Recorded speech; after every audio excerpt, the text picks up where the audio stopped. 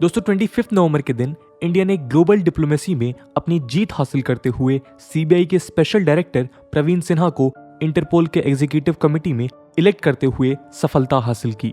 China जैसे country को defeat करते हुए प्रवीण सिन्हा एशिया के डेलीगेट के तौर पे अपना कार्यभार संभालेंगे। इंटरपोल की इसी जनरल असेंबली में यूएई के अहमद नसीर अल रईसी को ऑर्गेनाइजेशन के न्यू प्रेसिडेंट के तौर पे इलेक्ट किया गया। दोस्तों इंटरपोल या इंटरनेशनल क्रिमिनल पुलिस ऑर्गेनाइजेशन एक इंटरनेशनल ऑर्गेनाइजेशन है जो वर्ल्ड वाइड पुलिस कॉरपोरेशन और क्राइम कंट्रोल को फैसिलिटेट करती है। फ्रांस के लियोन में स्थित इंटरपोल वर्ल्ड की लार्जेस्ट पुलिस ऑर्गेनाइजेशन है जिसके वर्ल्ड वाइड 7 रीजनल ब्यूरोज हैं और अपने 195 मेंबर स्टेट्स में इसकी नेशनल सेंट्रल ब्यूरो उपस्थित है। दोस्तों जहां एक और प्रवीण सिन्हा का इलेक्ट होना इंडिया द्वारा सक्सेसफुल डिप्लोमेटिक स्ट्रेटजी की जीत बताया जा रहा है, वहीं यूएई के security forces head general Ahmed Nasser के अगेंस्ट टॉर्चर के कंप्लेंट्स फ्रांस और टर्की में पहले से दर्ज हैं, जिससे उनके इलेक्शन के अगेंस्ट कई राइट्स ग्रुप ने एतराज जताया है। लेकिन इन कॉन्ट्रोवर्सीज के बाद भी इंटरपोल के इंटरनेशनल इंपॉर्टेंस में कोई कमी आए शायद ये पॉसिबल नहीं है। और ऐसा क्यों, ये हमारे आज के डिस्कशन का मकसद है। दोस्तों आज इस वीडियो के माध्यम से हम इंटरपोल की हिस्ट्री जानेंगे। हम देखेंगे इंटरपोल कैसे काम करता है और इंटरनेशनल क्राइम को कर्ब करने में उसने क्या रोल निभाए हैं। इसके अलावा इंटरपोल से जुड़ी कुछ कंट्रोवर्सीज पे भी हम चर्चा करेंगे। आइए शुरू करते हैं आज का डिस्कशन, जिसकी शुरुआत हम इंटरपोल की हिस्ट्री से करते हैं। नमस्कार दोस्तों, मेरा नाम है आदर्श और स्वागत है आपका स्टडी आईक्यू में। दोस्तों 19वीं सेंचुरी तक इंटरनेशनल लेवल पे अलग अलग देशों के पुलिस ऑर्गेनाइजेशन के बीच कोऑपरेशन एडहॉक बेसिस पे हुआ करती थी, जिसे किसी स्पेसिफिक गोल के लिए फॉर्म किया जाता था। 1851 में इंटरनेशनल पुलिस कोऑर्डिनेशन के लिए पहला स्टेप लेते हुए police union of German states का गठन किया गया, जिसमें जर्मन स्पीकिंग देशों ने हिस्सा लिया। सिमिलरली 1898 में anti anarchist conference of Rome में 21 यूरोपियन कंट्रीज को एक प्लेटफॉर्म पे लाया गया, जिससे इंटरनेशनल एनार्किस्ट मूवमेंट के अगेंस्ट एक्शन लिया जा सके। लेकिन इन एफर्ट्स का कोई कॉन्क्रीट रिजल्ट बनाने में नाकामी हासिल हुई। 20वीं सेंचुरी में बढ़ते हुए इंटरनेशनल ट्रैवल और कॉमर्स फैसिलिटीज ने क्रिमिनल एंटरप्राइजेस और फ्यूजिटिव्स के लिए जुर्म से बचने के नए मौके प्रदान किए, जिसे टैकल करने के लिए 1914 में इंटरनेशनल क्रिमिनल पुलिस कांग्रेस को मोनाको में होस्ट किया गया। इन कांग्रेस में 24 देशों ने हिस्सा लेते हुए 12 प्रिंसिपल्स और प्रायोरिटीज ले डाउन किए, जो आने वाले समय में इंटरपोल की फाउंडेशन बनी। क्राइम इन्वेस्टिगेशन, इन्वेस्टिगेटिव टेक्निक्स के अलावा international standard for forensics and data collection और एक्स्ट्राडिशन रिक्वेस्ट को फैसिलिटेट करने के लिए कई स्टेप्स लिए गए। लेकिन इसके बाद शुरू हुए वर्ल्ड वॉर 1 ने इंटरनेशनल पुलिस ऑर्गेनाइजेशन बनाने के आइडिया को साइडलाइन कर दिया। 1922 में यूनाइटेड स्टेट्स के एक सिमिलर फेल्ड अटेम्प्ट के बाद 1923 में वियनीज पुलिस डिपार्टमेंट के प्रेसिडेंट जोहान शॉबर द्वारा ऑस्ट्रिया के कैपिटल वियना में एक नई आईसीपीसी या इंटरनेशनल क्रिमिनल पुलिस कांग्रेस बुलाई गई, जिसमें 22 कंट्रीज ने पार्टिसिपेट किया। धीरे धीरे इस कांग्रेस से दूसरे देश जुड़ने लगे। 1928 में यूनाइटेड किंगडम और 1938 में यूनाइटेड स्टेट्स ने इस ऑर्गेनाइजेशन से जुड़ने का फैसला किया। 1934 तक इस ग्रुप के साथ 58 देश जुड़ चुके थे। लेकिन 1938 में हिटलर द्वारा ऑस्ट्रिया को एनेक्स करने के बाद ये ऑर्गेनाइजेशन नाजी जर्मनी की कंट्रोल में चली गई, जिसने 1942 में कमीशन के हेडक्वार्टर को वियना से बर्लिन शिफ्ट कर दिया। ऑस्ट्रिया इन्वेजन से लेकर 1945 तक आईसीपीसी को हिटलर द्वारा रेज्ड एसएस या शुड्स्टेफल के जनरल्स लीड करते रहे।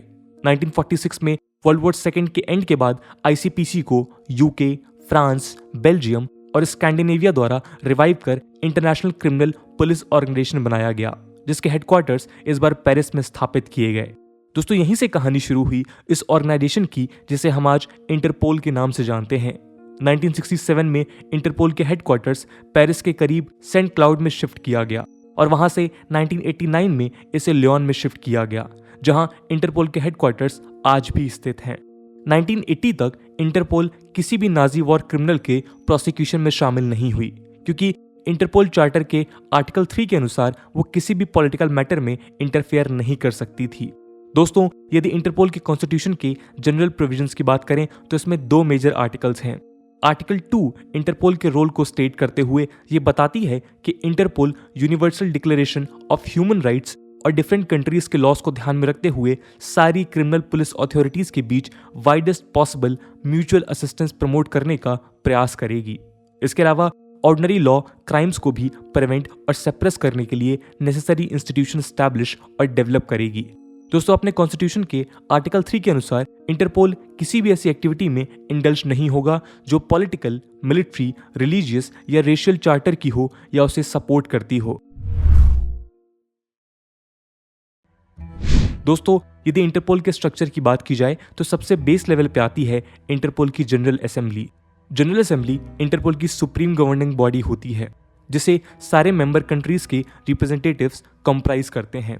जनरल असेंबली रेजोल्यूशंस के फॉर्म में डिसीजंस लेती है जहां हर कंट्री को एक वोट असाइन किया जाता है। इसी जनरल असेंबली द्वारा इंटरपोल की एग्जीक्यूटिव कमेटी और प्रेसिडेंट चूज किया जाता है। एग्जीक्यूटिव कमेटी इंटरपोल की गवर्निंग बॉडी होती है जो जनरल असेंबली द्वारा लिए गए डिसीजंस को एग्जीक्यूट करती है और इंटरपोल के एडमिनिस्ट्रेशन को एडमिनिस्टर करती है। इस कमेटी में 13 मेंबर्स होते हैं जिसे 1 प्रेसिडेंट, 3 वाइस प्रेसिडेंट और 9 डेलीगेट्स मिलकर फॉर्म करते हैं। इस कमेटी में जहां प्रेसिडेंट्स को 4 सालों के लिए इलेक्ट किया जाता है, वहीं वाइस प्रेसिडेंट्स और डेलीगेट्स को 3 सालों के लिए। दोस्तों, रिसेंटली कंडक्ट हुए इंटरपोल के इलेक्शंस में इसी एग्जीक्यूटिव कमेटी और इंटरपोल के प्रेसिडेंट के तौर पे यूएई के अहमद नसीर अल रैसी को इस्तांबुल में इलेक्ट किया गया और एशिया के डेलीगेट के तौर पे प्रवीण सिन्हा को इलेक्ट किया गया।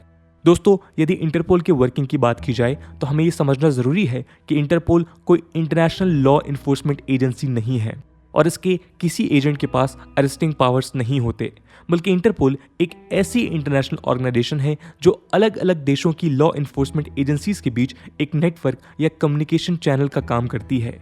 इंटरपोल इंटरनेशनल लेवल पे एक एडमिनिस्ट्रेटिव यूनिट का काम करती है जो मेंबर कंट्रीज के लॉ इन्फोर्सिंग एजेंसीज के बीच डेटाबेस असिस्टेंस प्रोवाइड कराती है। दोस्तों, इंटरपोल की इंपॉर्टेंस तब ज्यादा क्लियर समझ में आती है जब लैंग्वेज, कल्चरल और ब्यूरोक्रेटिक डिफरेंस के कारण इंटरनेशनल क्राइम के विरुद्ध अलग अलग देशों के पुलिस ऑफिशियल्स ज्वाइंटली ऑपरेट करने में नाकाम रहते हैं। एग्जाम्पल के तौर पे यदि इंडिया की सीबीआई को किसी मुजरिम को यूएई में ट्रैक करना है तो शायद सीबीआई को ये पता ना हो कि यूएई में एग्जैक्टली उन्हें किससे कांटेक्ट करना है, और यदि वो व्यक्ति टेररिस्ट बैकग्राउंड का रहा तो इस सिचुएशन में कॉम्प्लिकेशंस और बढ़ जाते हैं। ऐसी सिचुएशन में सीबीआई यूएई स्थित इंटरपोल के नेशनल सेंट्रल ब्यूरो से कांटेक्ट कर सकती है जो सीबीआई और यूएई लॉ इन्फोर्समेंट एजेंसीज के बीच एक ब्रिज का काम करेगी।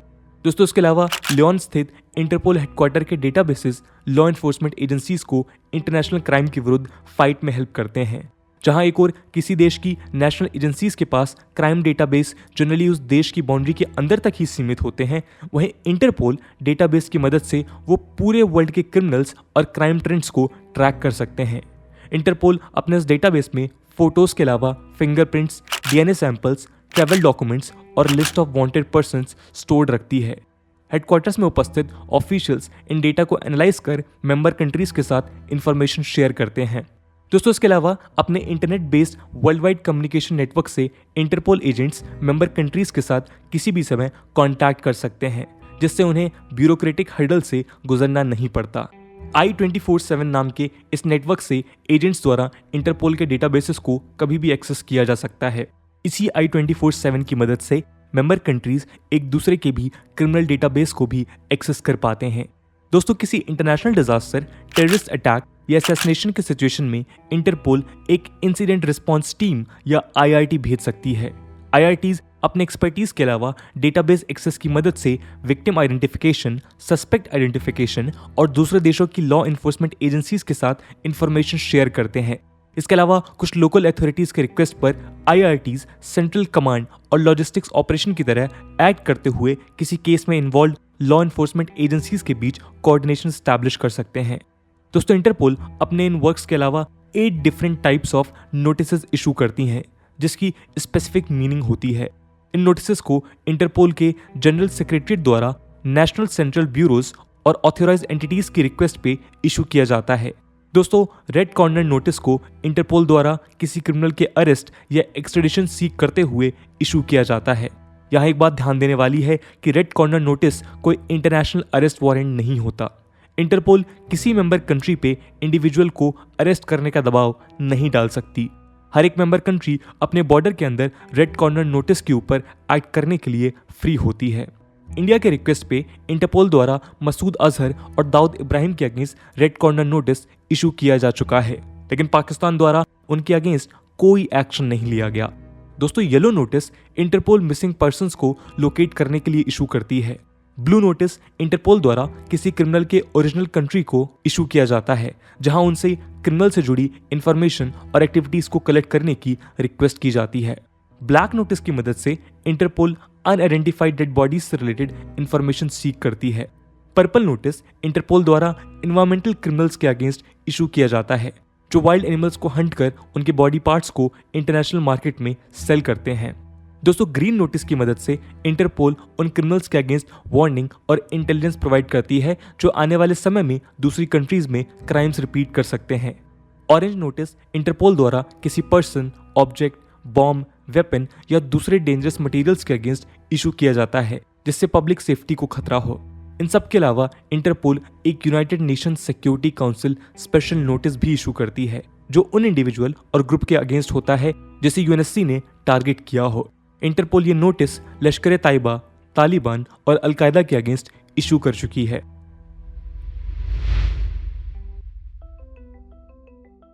दोस्तों, इंटरपोल ने समय समय पे वर्ल्ड वाइड कई क्रिमिनल्स और सिंडिकेट्स के अगेंस्ट ऑपरेशंस रन किए हैं, जिसने पब्लिक सेफ्टी और लॉ एंड ऑर्डर को पूरी दुनिया में इंश्योर किया है।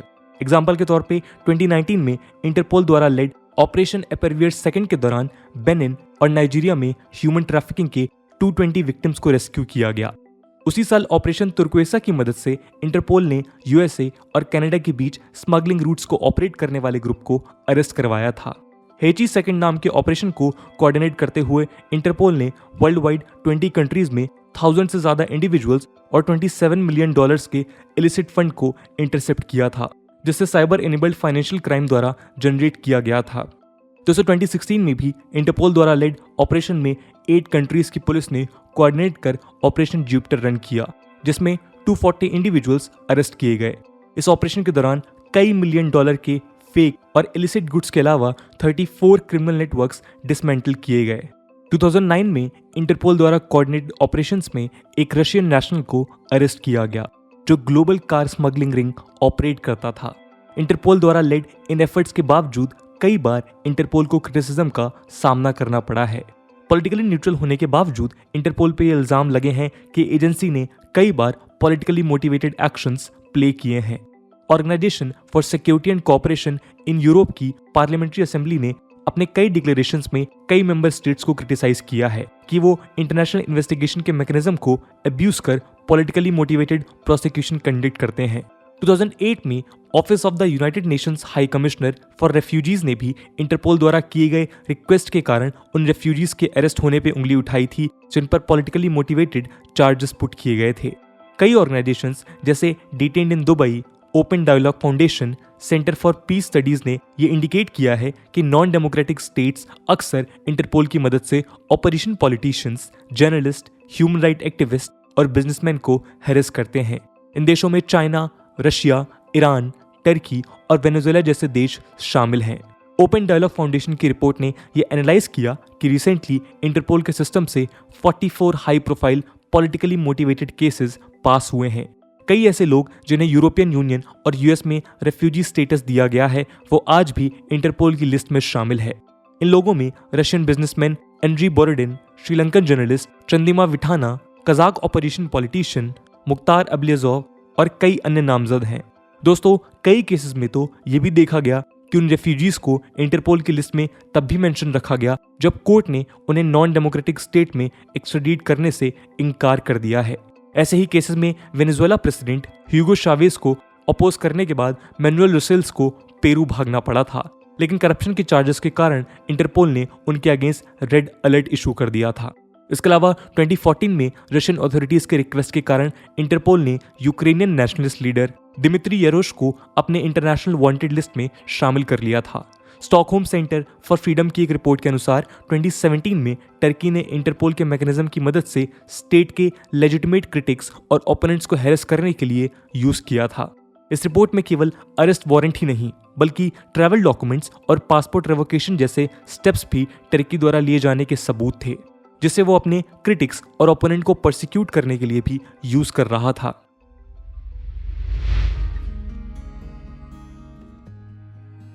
दोस्तों, इंटरपोल एक ऐसी इंटरनेशनल ऑर्गेनाइजेशन है जिसने समय समय पे अपने एग्जिस्टेंस की इंपॉर्टेंस को महसूस किया है। आज इस ग्लोबलाइज्ड और कॉन्फ्लिक्ट से बर्डन्ड वर्ल्ड में इंटरपोल जैसी ऑर्गेनाइजेशन यदि ना हो तो शायद इंटरनेशनल क्राइम को कंट्रोल करना नेक्स्ट टू इम्पॉसिबल हो जाएगा। लेकिन स्टेट्स के पॉलिटिकली मोटिवेटेड एक्शंस को देख ये इंश्योर करना भी जरूरी है कि इंटरपोल का यूज लॉ एंड ऑर्डर को इंश्योर करने के लिए किया जाए, ना कि क्रिटिक्स और ओपोनेंट्स को हैरेस करने के लिए। तो दोस्तों, ये थी कहानी इंटरपोल की। इस पूरी कहानी को सुनने के बाद आपका क्या ओपिनियन है इंटरपोल को लेके, कमेंट सेक्शन में जरूर बताइएगा। आज की वीडियो के लिए इतना ही। आई होप आपको वीडियो पसंद आई होगी, और अगर पसंद आई है तो अपने दोस्तों के साथ शेयर करना मत भूलिएगा। हम मिलते हैं अगले वीडियो में, तब तक के लिए जय हिंद, जय भारत।